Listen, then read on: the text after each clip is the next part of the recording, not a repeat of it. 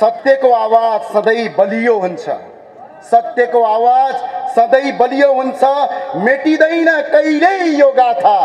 सत्यको आवाज सधैँ बलियो हुन्छ, मेटिँदैन कहिले यो गाथा। भ्रष्टाचारी देशद्रोही आतंकवादीलाई अन्त्य गर्ने खाएका छौं कसम र बाछा, खाएका छौं कसम र बाछा। कति थिचोमिचो गर्छौ, कति लुकाउँछौ तिम्रो बेइमानी, कति थिचोमिचो गर्छौ, कति लुकाउँछौ तिम्रो बेइमानी। जनताको सागर उर्लन्छ बगाउँछ तिम्रो शैतानी, जनताको सागर उर्लिन्छ बगाउँछ तिम्रो शैतानी।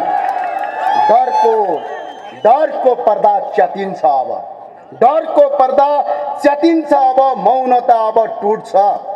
डरको पर्दा च्यातिन्छ अब, मौनता अब टुट्छ। भ्रष्टाचारको जरा उखेलिन्छ नयाँ बिहानी टुट्छ, भ्रष्टाचारको जरा उखेलिन्छ नयाँ बिहानी टुट्छ। तिम्रा महलहरू ढल्नेछन्, यो केपी कमरेडले प्रचण्ड र शेरबहादुर देउवाले सुनुन्, तिम्रा महलहरू ढल्नेछन्, तिम्रा महलहरू ढल्नेछन्, तिम्रो शासन सकिन्छ। तिम्रा महलहरू ढल्नेछन्, तिम्रो शासन सकिन्छ। पीडितहरूको आँसुले तिम्रो सिंहासन भत्किन्छ, पीडितहरूको आँसुले तिम्रो सिंहासन भत्किन्छ। जति रोक्न खोज्छौ उति नै यो आन्दोलन अगाडि बढ्छ, जति रोक्न खोज्छौ उति नै यो आन्दोलन अगाडि बढ्छ। भ्रष्टाचार मुक्त नेपालको सपना अब साकार हुन्छ, भ्रष्टाचार मुक्त नेपालको सपना अब साकार हुन्छ। आदरणीय यस कार्यक्रमका सभापति महोदय र आजको कार्यक्रमका प्रमुख अतिथि राष्ट्रिय प्रजातन्त्र पार्टीका अध्यक्ष माननीय राजेन्द्र लिङ्गदेनज्यू र पार्टीका निवर्तमान अध्यक्षज्यू, पार्टी उपाध्यक्षज्यू र टाढा टाढाबाट मनभरि पीडा राखेर आफ्नो छातीभन्दा माथि, आफ्नो मुटुभन्दा माथि राष्ट्रिय झण्डा चन्द्र सूर्य बोकेर आउनुभएका, यस्तो समयका बावजुद, यस्तो डरका बावजुद यी भ्रष्टहरूको मुटुमा ढ्याङ्ग्रो बजाउनलाई आउनुभएका मेरा प्रिय आमा बुवा दाजुभाइ तथा दिदीबहिनीहरूमा स्वीकार्नुहोस्, जय राष्ट्रवाद, जय नेपाल। सबै हामी हाम्रा साथीहरूलाई लगेर थुनेका छन्। 17,000 मार्छु भन्ने 5,000 को जिम्मा लिनेले मञ्चमा बसेर भाषण गर्छन्, राजावादीले हिंसा गरे रे। अहिले प्रमाणित भयो सरकारी सम्पत्ति तोडफोड गर्ने, जडीबुटीमा आगो लाउने माओवादीको कार्यकर्ता भएको आज पुष्टि भएको छ। तपाईहरुका साथ यस्ता भिजिलान्तीहरू प्रयोग गरेर झुटा मुद्दा लगाएर हाम्रा साथीहरूलाई थुनिएको छ। पार्टीका उपाध्यक्ष रविन्द्र मिश्र, माननीय सांसद डाक्टर धवल शमशेर राणा, पशुपति खड्का लगायत राष्ट्रवादी साथीहरूलाई थुनिएको छ। म सरकारलाई अपिल गर्न चाहन्छु, अनुरोध गर्न चाहन्छु, झुटा मुद्दा लगाएर थुन्ने कोसिस नगरियोस्। यदि यो कोसिस भयो भने आज बल्खुमा लाखौं, भोलि देशभरि हजारौं जनताले तिमीहरूको घर घेर्ने छन्। त्यो दिन तिमीहरू भागेर कहाँ जान्छौ? यी झुटा मुद्दा तत्काल फिर्ता गरियोस्। म आज यो विद्रोह किन भयो, यो विद्रोह किन आवश्यकता भयो भनेपछि अहिले यी नेताका छोराछोरी हेर्नुस् त एकछिन। एकजना कोही नेताको छोराछोरी नेपालको क्याम्पसमा पढ्छ, जनताका छोराछोरी क्याम्पसमा पढाएर राजनीति गराएर त्यही क्याम्पस बन्द गराउँछन्। म आज सोध्न चाहन्छु, कति भ्रष्टाचार गरेको? लाउडा काण्ड कहाँ गयो? धमिजा काण्ड कहाँ छ? चेजेर काण्ड कहाँ छ? चाइना साउथ काण्ड कहाँ छ? एयरबस काण्ड कहाँ छ? घोटाला, सुडान घोटाला, ओम्नी प्रकरण, Budhi Gandaki, wide body, Gokarna resort, 70 करोडको सेक्युरिटी प्रियस अडियो काण्ड, नक्कली भुटानी शरणार्थी, ललिता निवास, 60 केजी सुन, 9 केजी सुन, सहकारी काण्ड, त्यसैगरी सर्प काण्ड, टेरामेक्स काण्ड, भिरकुटी मण्डपको भ्रष्टाचार, एनसेल काण्ड, नेपाल ट्रस्टको जग्गा काण्ड, मेलम्चीको खानेपानीमा भ्रष्टाचार, बालुवाटारको जग्गा कर्ल्याप्पै खाने काण्ड, क्यान्टनमेन्टको घोटाला, एमसिसी का दलाल, नेपाल स्काउटको जग्गा बेची खाने अपराधी चोर फटा। त्यति मात्र होइन, यहाँका नेवार समुदायको गुठी बेचेर खाने यी दलालहरूले गुठी काण्ड र अहिलेको प्रधानमन्त्रीको गिरिबन्धु टी स्टेट काण्ड। त्यति मात्र होइन, कम्बोडियामा पैसा लुकाउने काण्ड।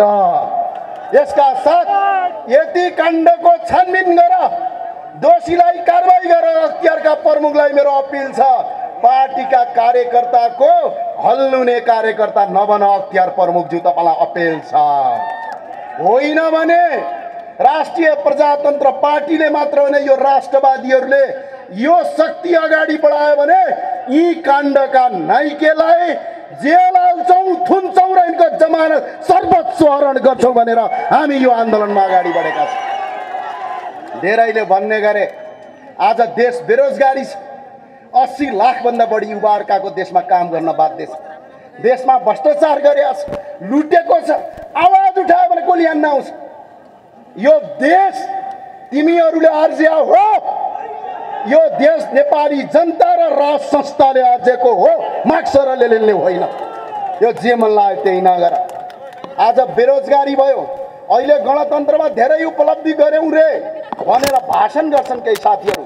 म सोध्न चाहन्छु, भिरकुटी कागज कारखाना खै, हरिसिद्धि टेक्सटाइल खै, बाँसबारी छाला जुत्ता खै, बालाजु कपडा उद्योग खै, काँचो छाला संलग्न केन्द्र खै, नेपाल क्युब आयल खै, नेपाल जुट विकास केन्द्र खै, सुर्ती विकास कम्पनी खै, नेपाल ढलोट कारखाना खै, नेपाल रघुजीव जुट मिल खै, नेपाल चिया विकास लिमिटेड खै, नेपाल कृषि आयोजना खै, विराटनगर जुट मिल खै, हिमालयन सिमेन्ट उद्योग खै, घरेलु शिल्पकार बिक्री खै, नेपाल कोल लिमिटेड खै, हेटौडा कपडा उद्योग खै, नेपाल यातायात संस्थान खै, बुटोल पावर कम्पनी खै, बिरगन चिनी मिल खै, कृषि औजार खै, भक्तपुर इट्टा कारखाना खै, लुम्बिनी चिनी मिल कारखाना खै, नेपाल रोजिन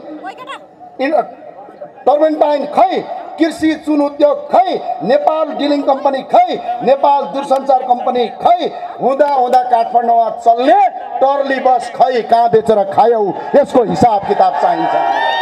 आज युवालाई कल कारखाना बन्द गर्ने, उद्योग बन्द गर्ने, बम पट्काउने, आफ्ना छोराछोरी विदेश पठाउने, जनताका छोराछोरी नेताका छोरी युरोप अमेरिका, जनताका छोराछोरी खाडी पठाउने, अनि यहाँ आएर भाषण गरेर देशलाई बर्बाद पार्ने यी लुटेराहरूका विरुद्धको आन्दोलन हो। यो उठ्छ यसका साथ। यो 16 वर्षमा यिनीहरूले 14वटा सरकार फेरे, 1000 मान्छे मन्त्री भए, 3000 करिब सांसद भए, 31वटा प्रदेश प्रमुख भए, मुख्यमन्त्री भए, 30वटा प्रदेश प्रमुख, 3टा राष्ट्रपति, 3टा उपराष्ट्रपति, गाउँ गाउँमा छोटे राजा बनाएर यो देश लुट्ने यी लुटेराहरूको विरुद्धको आन्दोलन हो। यो कुराहरू तयार गर्नु। एकजना मान्छेलाई रोजगारी दिन सकेका छैन अनि भन्छन् के थाहा छ? म आज सोध्न चाहन्छु यो आमसभालाई, 25वटा केन्द्रीय अस्पताल राजाले बनाइदिनु भयो, तपाईँले बनाएको हो कसैले? टिचिङ यिनीहरूले बनाएको हो, पाटन यिनीहरूले बनाएको हो, 5वटा विकास क्षेत्रका क्षेत्रीय अस्पताल यिनीहरूले बनाएको हो, 57-57वटा जिल्ला अस्पताल यिनीहरूले बनाएको हो। एउटा अस्पताल बनाउनु छैन, एउटा विद्यालय बनाउनु छैन, एउटा उद्योग कल कारखाना बनाउनु छैन। सिर्फ पार्टीका कार्यकर्ता पाल्ने, त्यही कार्यकर्ता लुट्ने, देश बर्बाद पार्ने, आफ्ना छोराछोरी युरोप अमेरिका पढाउने, जनताका छोराछोरीलाई यहाँ त्रिभुवन विश्वविद्यालय गएर ढुङ्गा हान भन्ने, यसका विरुद्धको आन्दोलन हो। त्यो भावनाले भन्छु म तपाईलाई, 24,818वटा विद्यालय 2044 सालमा बनेका छन्। यो तिमीहरूले बनाएको हो? खुब भाषण गर्छौ कांग्रेसका गगन थापा र विश्वप्रकाश शर्मा जे हो। आज सुनाउन चाहन्छु, यो 24,818वटा स्कुल र बाबुराम भट्टराईले पनि सुनन्, राजाका पालामा पढ्न दिँदैन थियो भनेर जनता भट्काउने, उनै राजाका पालामा एसएलसीको बोर्ड फर्स्ट हुन्। ल यस्तो झुटो कुरा गर्ने, यी झुटा कुरा गर्नेलाई झन्डै 1440 क्याम्पस मध्ये आज 539 क्याम्पसहरू बन्द हुने अवस्थामा छ। एक वर्षमा 71,000 मान्छेले यो देश छोडेर अर्को देशमा पढ्न बाध्य छन्। 7 लाखभन्दा बढी युवा अर्काको देशमा बेलचान जाँदैछन् हरेक वर्ष। आज अवस्था यस्तो छ। 6वटा विश्वविद्यालय तिमीहरूले बनाएको हो, त्रिभुवन विश्वविद्यालय तिमीहरूले बनाएको हो, संस्कृत विश्वविद्यालय तिमीहरूले बनाएको हो, काठमाडौँ विश्वविद्यालय तिमीहरूले बनाएको हो। एउटा विश्वविद्यालय बनाउन सक्नु छैन।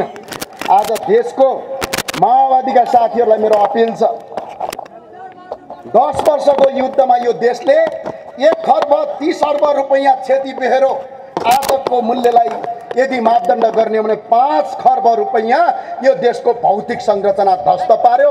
यसको ब्याज सहित प्रचण्डको सम्पत्तिबाट हडपन गर्नुपर्छ। के परिवर्तन भयो? प्रचण्डजीका छोरी मन्त्री, सांसद, बुहारी मन्त्री, छोरी मेयर, भाइ जुवाई, छोरो नाति सबैलाई पदमा पुग्नका लागि यो देशले 305 खर्ब आजको मूल्यमा झन्डै 15 खर्ब 1500 अर्बको भौतिक क्षति भयो। यसको एक हिसाब माओवादीले तिर्न पर्छ। यो एउटाका साथ हामीले भन्छ 1100वटा ठुला र साना उद्योगहरू बन्द गराए। यदि यो डाटा फेक छ भने नेपालको कुन मञ्चमा आउँछौ हामी तयार छौँ तिमीहरूसँग बहस गर्न। 1100वटा ठुला र साना उद्योग बन्द गरायौ, 1 लाखभन्दा बढी घरेलु उद्योग बन्द गरायौ, 6 लाखभन्दा बढी मान्छेलाई बेरोजगार बनाएर आज विदेशमा बेलचा हान्न बनायौ। यसैका लागि हो तिम्रो क्रान्ति। हामी यो चाहन्नौँ देशमा जनताबाट प्रत्यक्ष निर्वाचित कार्यकारी प्रधानमन्त्री ल्याउँछौँ। यी घुडा टेक्ने र र्याल काट्नेलाई सजाका लागि यो देशबाट बहिष्कार गर्छौँ। यो आन्दोलनका लागि हामी अगाडि बढिरहेका छौँ।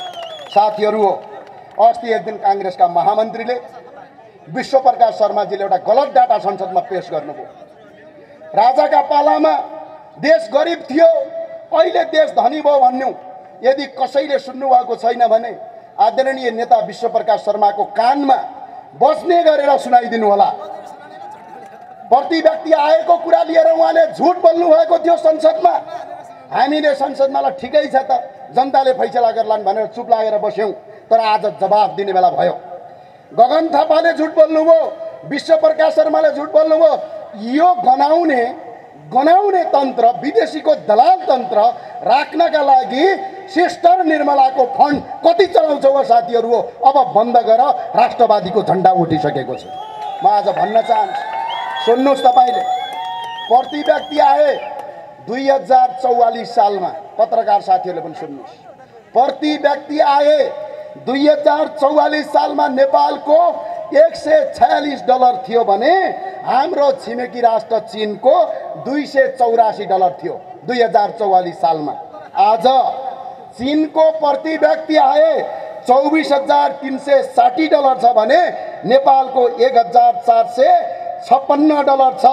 झन्डै 37 वर्ष अगाडि चीन जम्मा हामी नेपालीभन्दा $98 धनी थियो, तर आज $22,904 चीन अगाडि छ। तिमीहरूले देश लुट्यौ कि लुटेनौ यसबाट, यो डाटाबाट तिमीलाई थाहा हुन्छ। अब 138 थियो अरे 44 सालमा, अहिले 1400 भयो भन्छन्। 2044 सालमा सुनको मूल्य 3000 रुपियाँ तोला थियो, अहिले सुनको मूल्य 1,73,000 रुपियाँ छ। अनि सुनको मूल्य 3000 का 1,73,000 का। जम्मा चाइना $98 अगाडि थियो, अहिले $22,000 अगाडि छ। देश तिमीहरूले बर्बाद पार्यौ कि पारेनौ? विश्व गगनहरूले पार्यौ देश बर्बाद। र अर्को, आज $1 बराबर नेपाली कति रुपियाँ हुन्छ? 137 रुपियाँ 58 पैसा हुन्छ। तर 2044 सालमा $1 बराबर 22 रुपियाँ 27 पैसा नेपालको करेन्सी थियो। यो इतिहास पढ्न सक्दैन भने हेर, तर जनतालाई झुटो बोलाएर तिम्रो यो लुटतन्त्र टिकाउने कोसिस बन्द गर। म यही अपिल र अनुरोध गर्न चाहन्छु। सकिँदैन है र भन्न चाहन्छु, म अपिल गर्न चाहन्छु, आज यो देशमा वैदेशिक ऋण 26 खर्ब पुग्यो।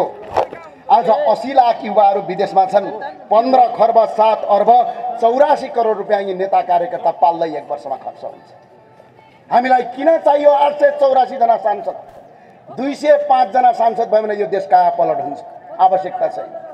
अनि त्यही भएर म सबैलाई भन्न चाहन्छु, तपाईहरुले बिजुली निशुल्क बाल्नुहुन्छ? खै हात उठाउनु त परका मान्छे। बिजुली निशुल्क बाल्छ कि बाल्दैन? पानी निशुल्क पाइन्छ? सडक राम्रो छ? शिक्षा निशुल्क छ? रोजगारी छ? अनि केका लागि नि होला हामीले मान्ने? 300% कर लिन्छन् यिनीहरूले। 1 वर्षमा 300% भन्दा बढी कर उठाएका छन् यिनीहरूले।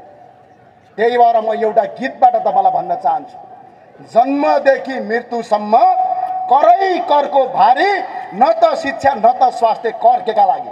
अब जनतालाई अपिल गर्न चाहन्छु, विदेशमा रहेका नेपालीलाई अपिल गर्न चाहन्छु, यदि यिनीहरू नवीन सम्झौतामा आउँदैनन्, परदेश खारेज गर्दैनन्, यी छोटे राजाको अन्त्य गर्दैनन्, यदि यिनीहरूले जनताबाट प्रत्यक्ष निर्वाचित कार्यकारी प्रधानमन्त्री गर्दैनन्, यदि हिन्दू बुद्ध किराँत सहितको वैदिक सनातन हिन्दू राष्ट्र गर्दैनन्, यदि राष्ट्रपतिको ठाउँमा राजा राख्दैनन् भने नेपालभरिका जनताले कर तिर्नु हुँदैन, विदेशबाट रेमिटान्स पठाउनु हुँदैन।